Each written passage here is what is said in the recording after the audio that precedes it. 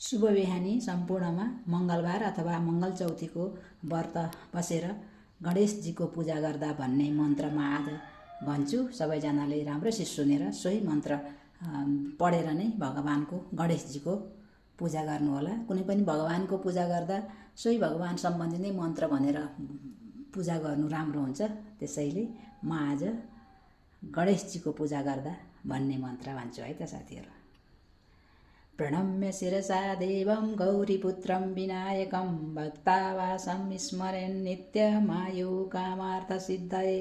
प्रथमं वक्रतुण्डं च एकदन्तं द्वितीयकं तृतीयं कृष्णपिङ्गाक्षं गजवक्त्रं चतुर्थकं लम्बोदरं पञ्चमं च षष्ठं विकटमेव च सप्तमं विघ्नराजं च धूम्रवर्णं तथाष्टमं नवमं बालचन्द्रं च दशमं तु विनायकम् एकादशं गणपतिं द्वादशं तु गजाननं द्वादशैतानि नामानि त्रिसन्ध्यं यः पठेन्नर न च विघ्नभयं तस्य सर्वसिद्धिकरं परं।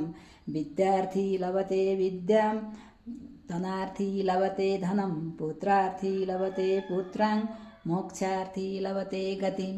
जपेत गणपतिस्तोत्रं षड्विरमासै फलं लभेत संवत्सरेण सिद्धिं च लभते नात्र संशय। अष्टानां ब्राह्मणानां च लिखित्वया समर्पयेत् तस्य विद्या भवेत् सर्वा गणेशस्य प्रसादतः।